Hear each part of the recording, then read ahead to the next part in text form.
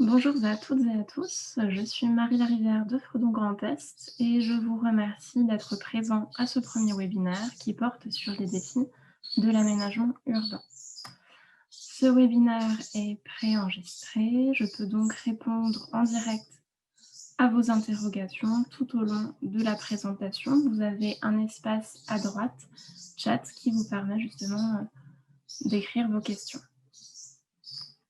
Donc, présentation de Fredon Grand Est. Donc, nous sommes une organisation et un réseau d'expertise unique en région qui mène des actions collectives en santé des végétaux, santé publique et protection de l'environnement.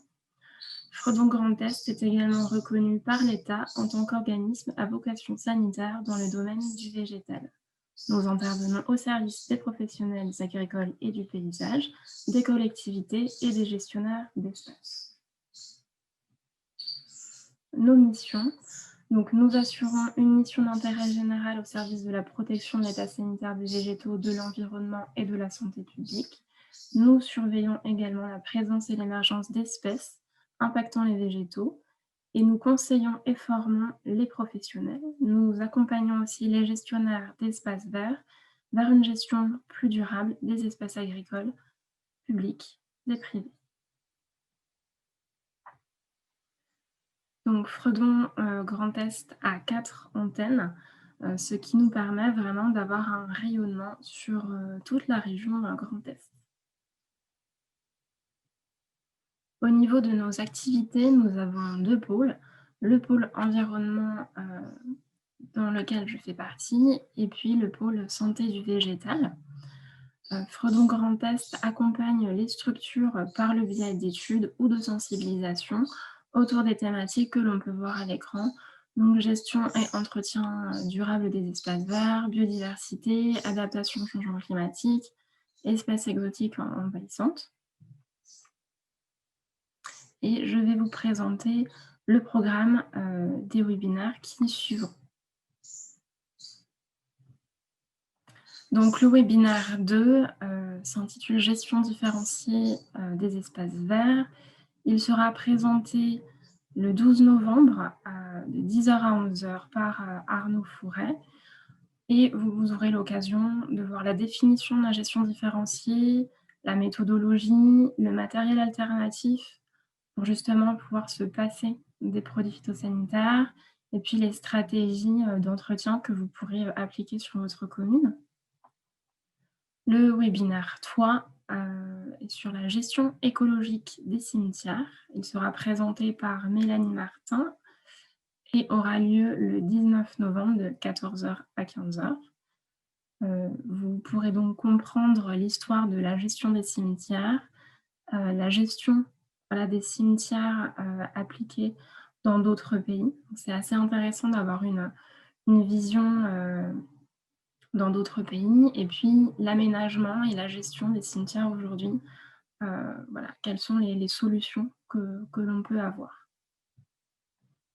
Le webinaire 4 sera sur la gestion écologique des espaces enherbés. Il sera présenté par Lucie Boissier le 26 novembre de 10h à 11h.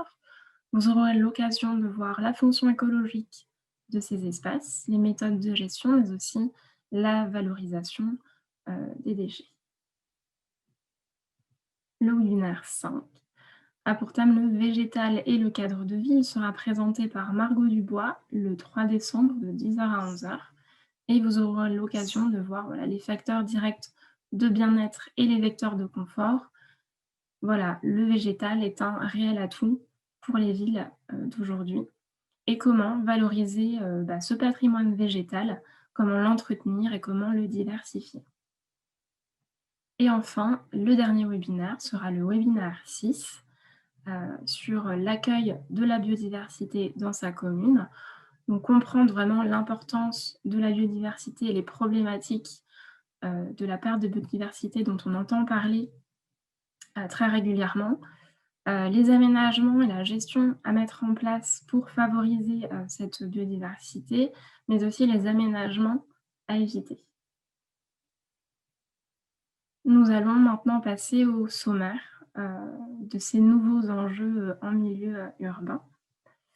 Donc nous allons faire un point sur l'aménagement du territoire, le cadre de vie, la biodiversité et la végétalisation, la gestion intégrée des eaux pluviales et les espèces exotiques envahissantes. Donc c'est un sommaire assez complet. Et cette petite illustration, voilà, qui reprend voilà, certaines thématiques que l'on va pouvoir voir tout au long de cette présentation, donc notamment sur les sols vivants, sur les zones de végétalisation ou végétalisées. Voilà, cela rend vraiment la ville bien plus agréable qu'une ville qui serait totalement imperméabilisée. Donc, premier point, l'aménagement du territoire. Donc, nous allons déjà faire un premier point sur le SRADET, qui est le schéma régional d'aménagement, de développement durable et d'égalité des territoires. Donc, en fait, c'est la loi NOTRe de 2015 qui a élargi la compétence d'aménagement du territoire des régions et qui leur a permis de pouvoir élaborer ce schéma. Donc, en fait, le SRADET synthétise et actualise voilà, les schémas qui ont été précédemment réalisés. Et donc, plusieurs schémas ont donc été remplacés par le présent SRADET. Certains schémas comme les schémas régionaux de cohérence écologique. Donc, c'est un réel outil de planification. Il permet de fixer des objectifs et des règles. Et chaque acteur du territoire peut décliner la stratégie du SRADET sur son territoire. Donc, il contient un rapport d'état des lieux et d'enjeux défini par 30 objectifs. Il y a aussi un fascicule organisé autour de 5 chapitres qui sont climat, air, énergie, biodiversité et gestion de l'eau, déchets, économie circulaire, gestion des espaces et urbanisme et transport et mobilité. Et ce SRADET a été approuvé le 24 janvier 2020. Par rapport aux objectifs du SRADET, nous allons voir ici 4 objectifs qui font écho justement au sujet de cette présentation.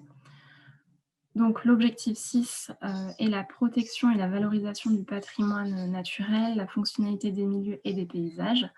L'objectif, c'est vraiment d'enrayer la problématique de perte de biodiversité et toujours maintenir et développer la diversité écologique du territoire. L'objectif 7 va être sur la préservation de la trame verte et bleue, préserver l'existant dans les projets, pouvoir intégrer dès la conception des nouveaux projets des corps de métier comme des écologues ou des bureaux d'études permettant d'apporter leur vision biodiversité au projet.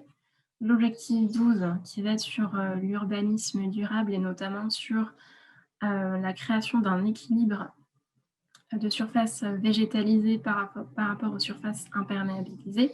Et l'objectif 15 d'amélioration de la qualité de l'air, comment agir pour limiter cette pollution.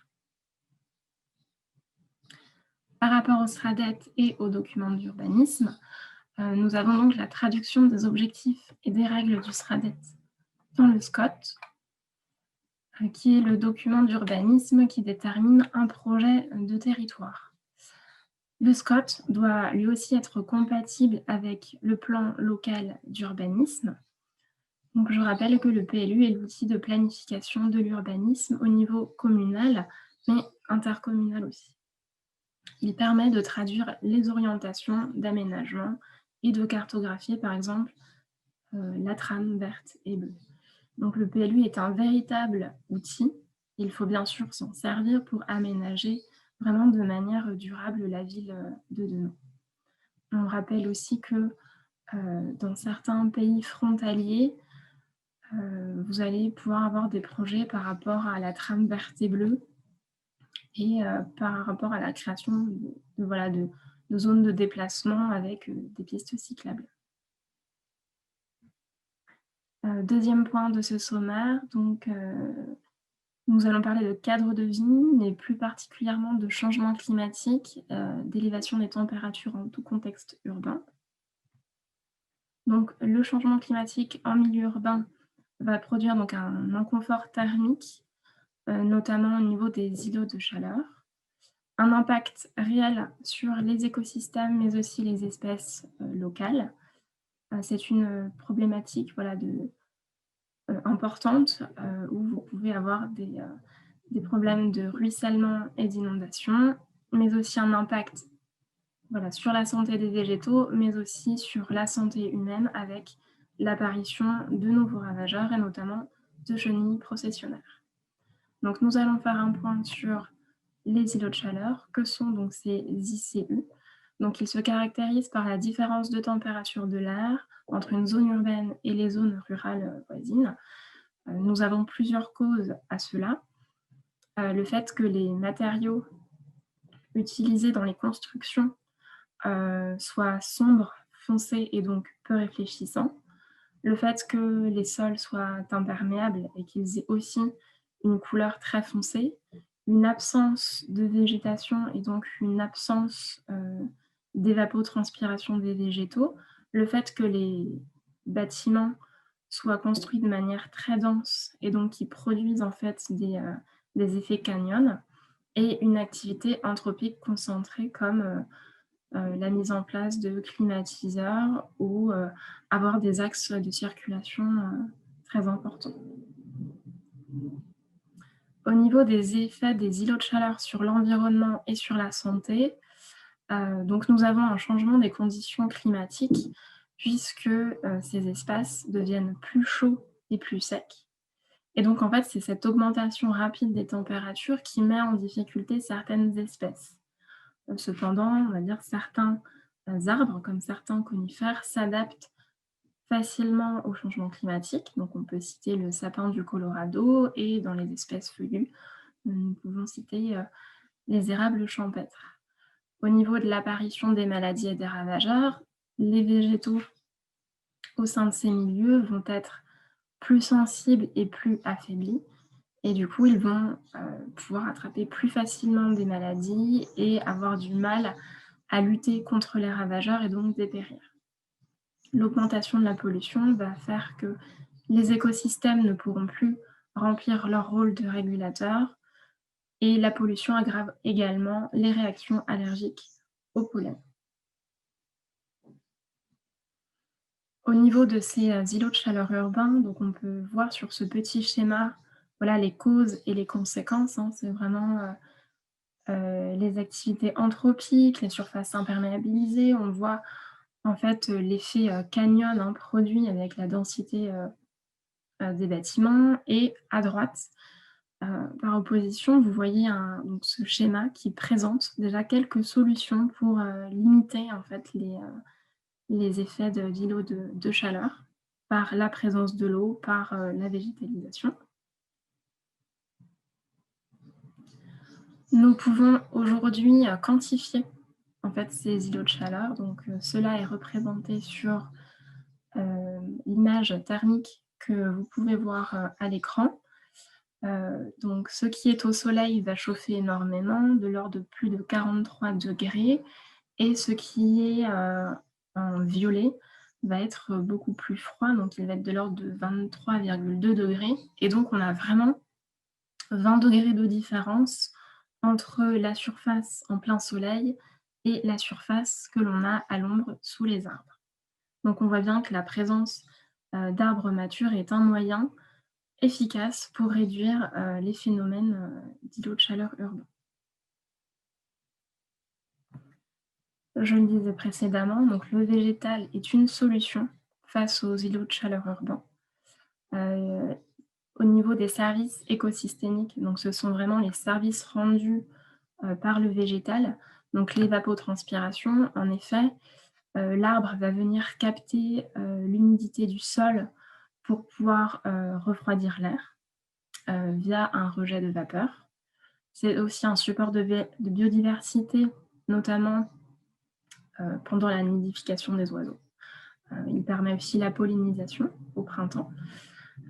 Il permet aussi de capter les gaz à effet de serre et les particules fines. Donc au niveau de l'arbre, les feuilles qui ne sont pas lisses et qui sont davantage rugueuses vont plus facilement capter les particules fines. Et ça permet aussi la rétention du sol et de capter les eaux de ruissellement.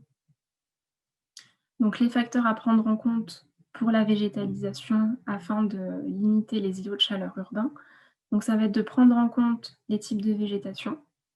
Est-ce que vous allez mettre, des alignements d'arbres? Est-ce que vous allez mettre, des groupements d'arbustes? La forme du végétal va jouer également. Est-ce que ça va être un arbre en cépé ou non? Heu, Réfléchir au niveau de la densité du feuillage, hein. Plus la densité du feuillage est importante, plus l'effet sera important et par rapport à la surface, de l'espace à végétaliser, cela va aussi, jouer un rôle.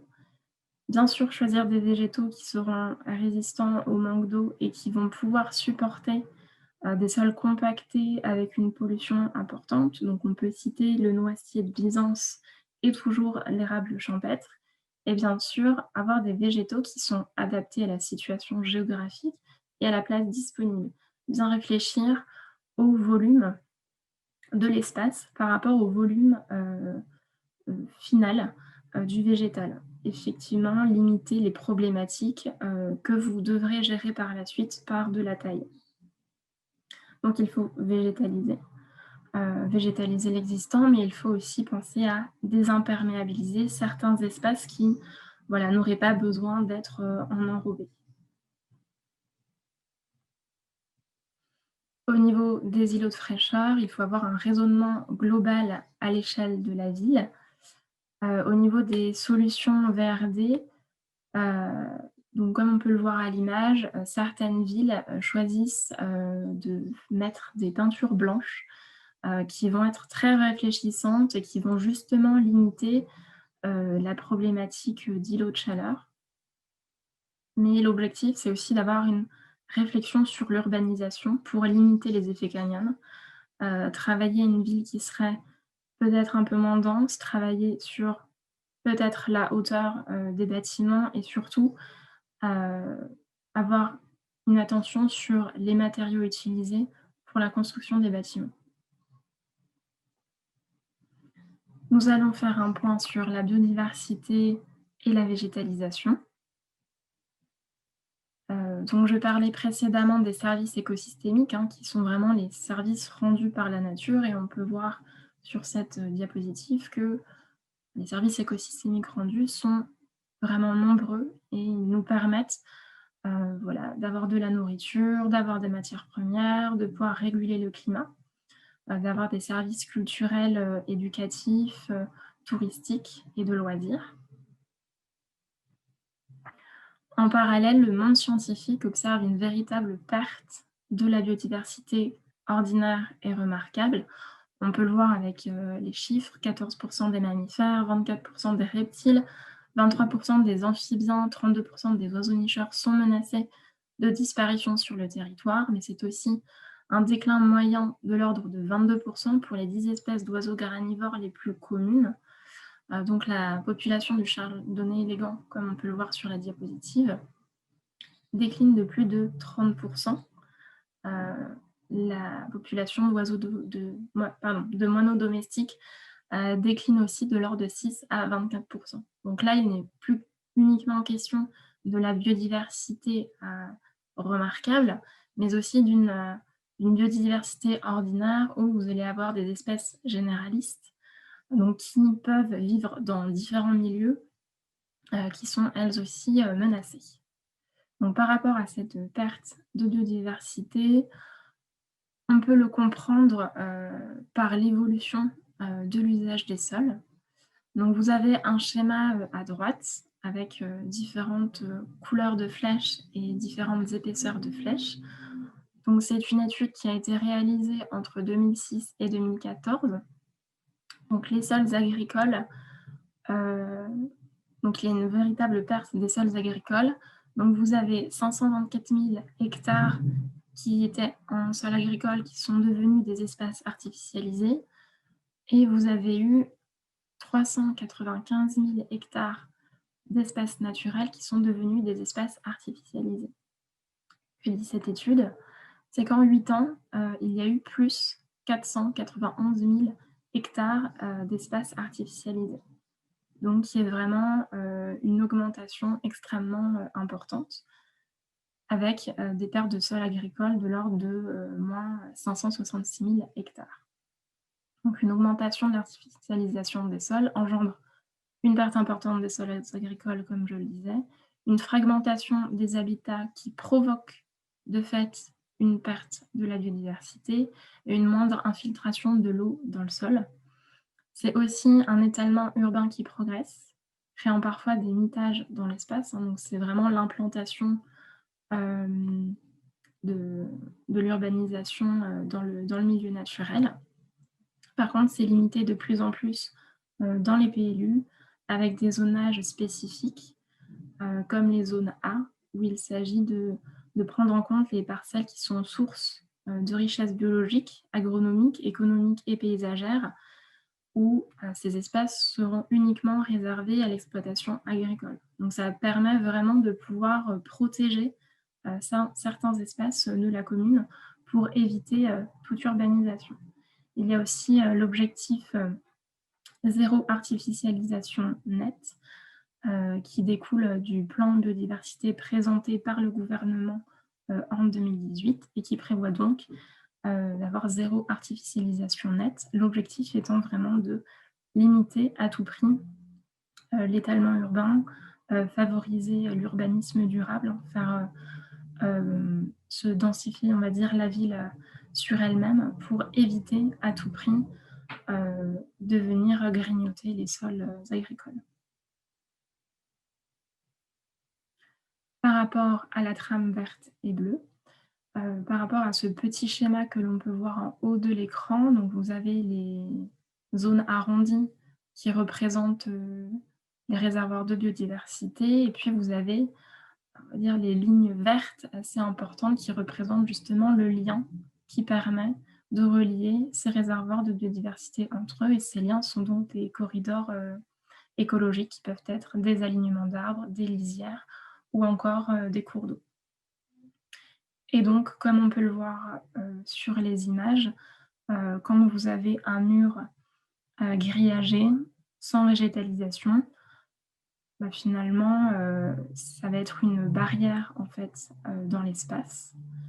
Alors que si vous mettez en place une haie, diversifiée assez dense, cela va bien sûr permettre le déplacement et le développement, des espèces.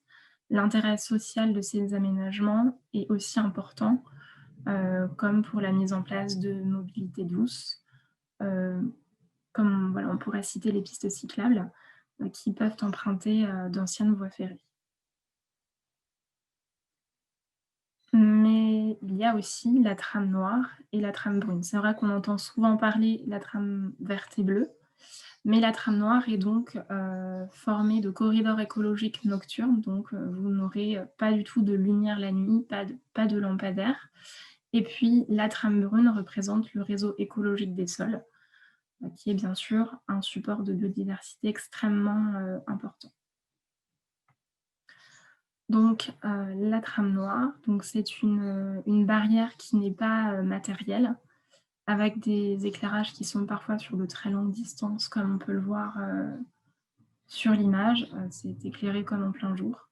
Il y a bien sûr un impact négatif sur la faune qui produit de la désorientation, de l'épuisement des espèces, des problèmes de reproduction, des perturbations au niveau de la migration puisqu'une très grande partie de la migration des oiseaux, s'effectue la nuit.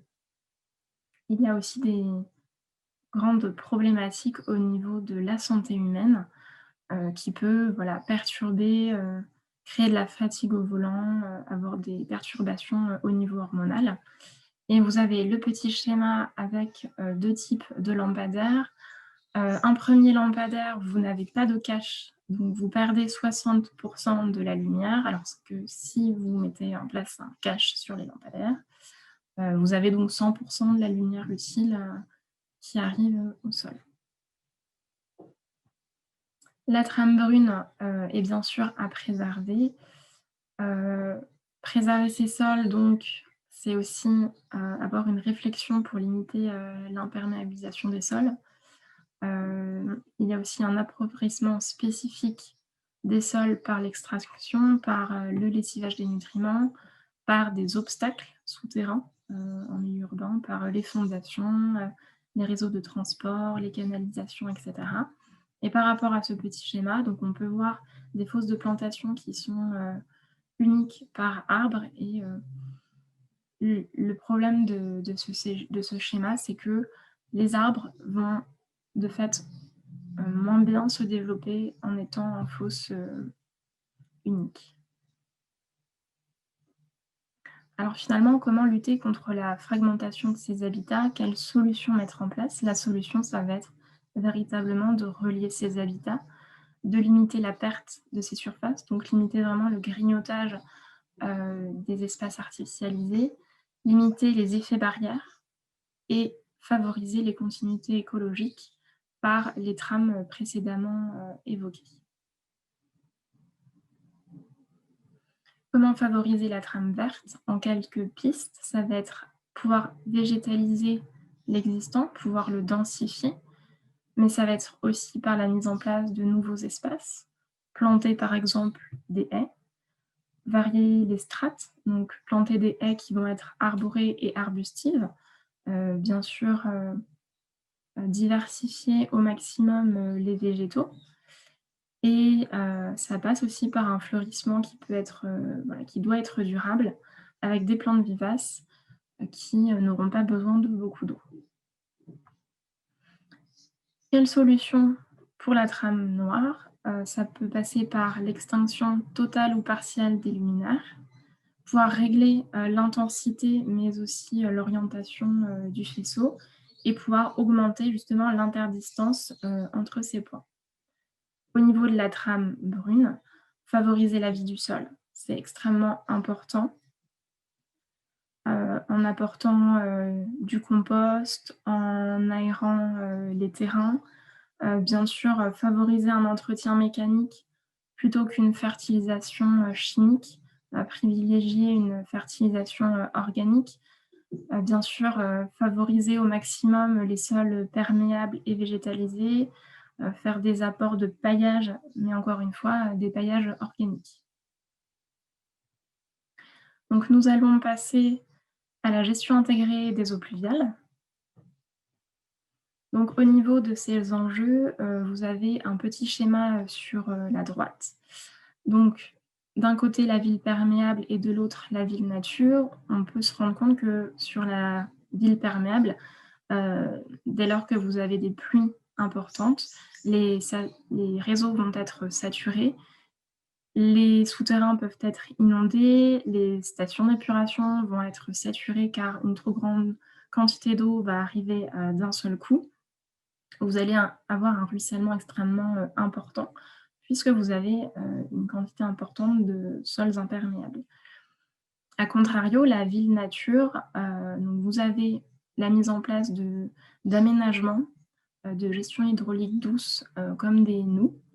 Vous allez donc favoriser les zones perméables et donc favoriser l'infiltration de l'eau dans les nappes et parce que vous avez de la végétalisation, avoir une évapotranspiration, très importante.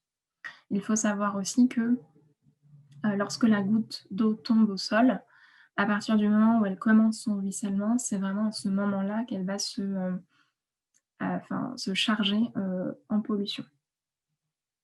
Il faut donc chercher à gérer la goutte d'eau à la parcelle. Quelques pistes pour travailler la gestion intégrée des eaux pluviales, donc favoriser l'infiltration de l'eau. Comme je le disais juste avant, vous avez une palette, d'aménagements qui peuvent être réalisés pour gérer la goutte d'eau à la parcelle, comme les échelles d'eau, les noues, végétalisées, les toitures végétalisées et les jardins de pluie. Il est préférable, de pouvoir récupérer l'eau en créant de petits espaces, quitte à en créer plusieurs. Cela permet donc de ne pas, mettre en place, des aménagements qui seraient, vraiment très, très lourds et très, très importants. Et vous pouvez aussi en ville, favoriser des matériaux perméables avec des dalles gazon, avec des matériaux, drainants, qui permettent vraiment, d'avoir un aspect esthétique, assez homogène, mais notamment de pouvoir, toujours, permettre l'infiltration de l'eau dans le sol. Donc nous allons faire un petit point sur, ces jardins de pluie. Donc ce sont des aménagements, de zones humides, en zone urbaine. Donc ce sont vraiment des aménagements, paysagers qui permettent d'intégrer la gestion de l'eau en ville, donc de faciliter l'infiltration de l'eau, d'enrichir les continuités écologiques et la biodiversité parce que vous allez donc favoriser et développer un nouvel écosystème, participer de fait à la réduction des îlots de chaleur grâce à l'humidité que vous allez pouvoir avoir dans le sol. Ça participe bien évidemment à l'amélioration du cadre de vie des habitants et ce sont des espaces à gérer en zéro phyto. Donc, je sais qu'il y a voilà, certaines craintes par rapport à ce type d'aménagement, notamment par rapport au développement des moustiques. Mais il faut savoir qu'à partir du moment où l'écosystème est bien préservé, c'est-à-dire que vous allez avoir des prédateurs contre les moustiques, il n'y a pas de raison d'avoir un fort, fort développement de ces moustiques.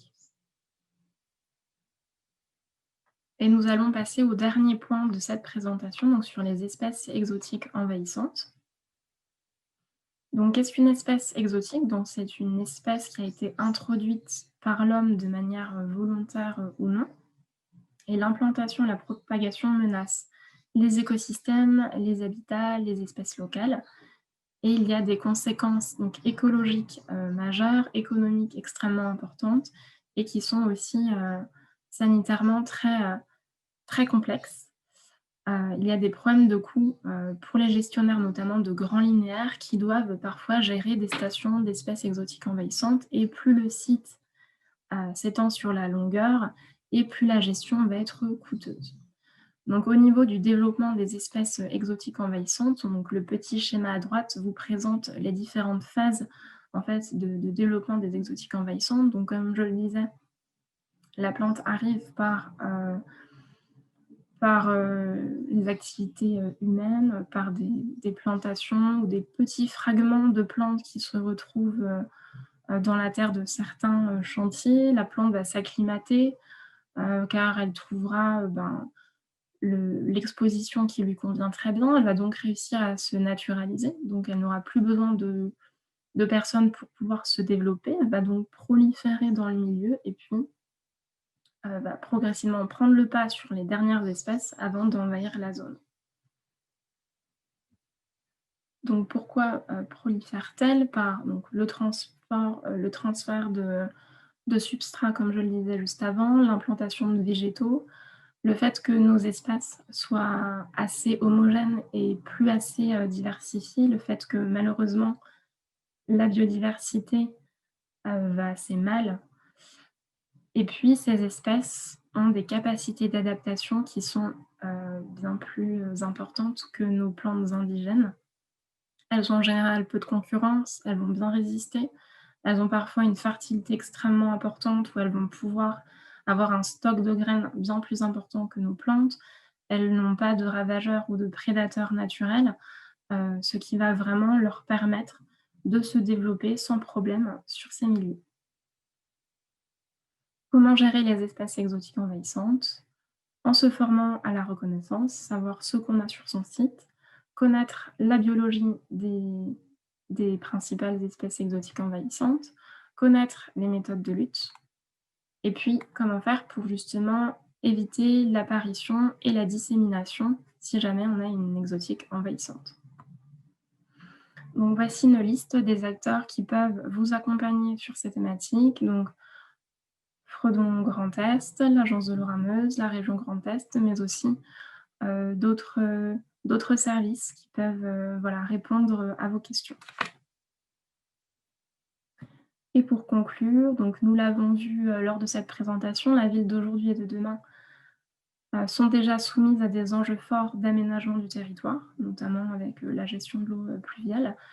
Parce que le changement climatique a malheureusement déjà commencé, il est nécessaire d'anticiper afin de faire de la ville un territoire résilient, qui saura réagir à ces problématiques.